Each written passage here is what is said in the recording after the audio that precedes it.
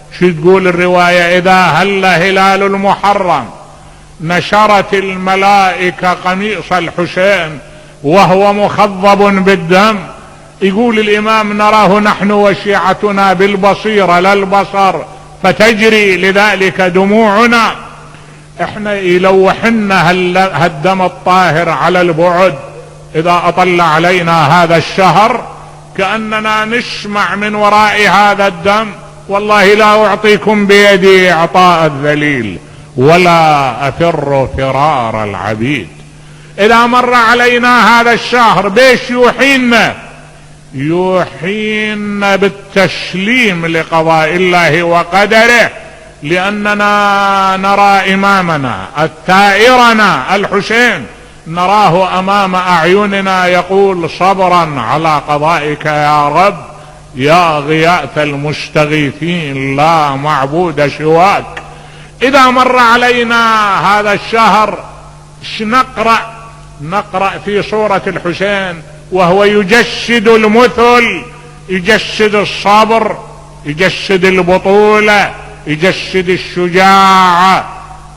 تتراءان أو نسمع كلمة عبد الله بن عمار يقول: لقد رأيت الحسين يوم العاشر، والله ما رأيت مكثورا قد قتل ولده وأهل بيته أربط جأشا من الحسين. كانت الرجال تشد عليه فيشد عليها فينهزمون بين يديه انهزام المعزة إذا شد بها الذئب. كل ذلك يعكسه لنا المحرم.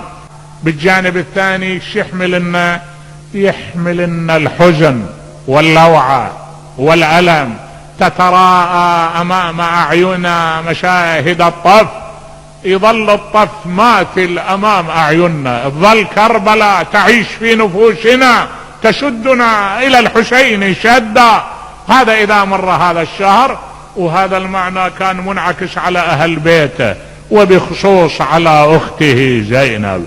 أول محرم مر عليها من بعد واقعة الطف، وين كانت تعيش الآلام، تعيش الأحزان، تعيش التقلب في بيوت أهلها، تدور من بيت إلى بيت ومن أسرة إلى أسرة.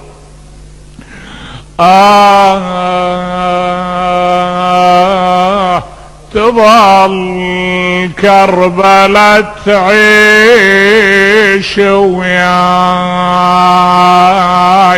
بكل اللي جرى بيها.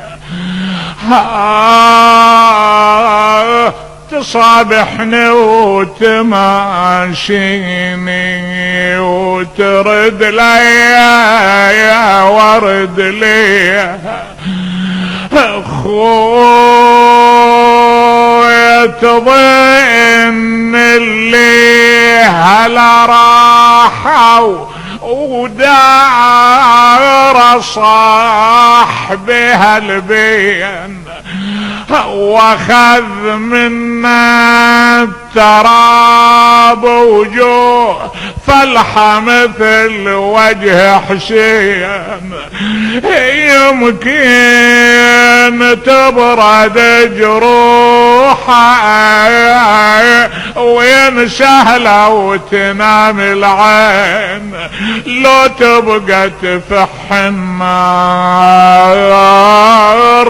بضلوعه وتشويها.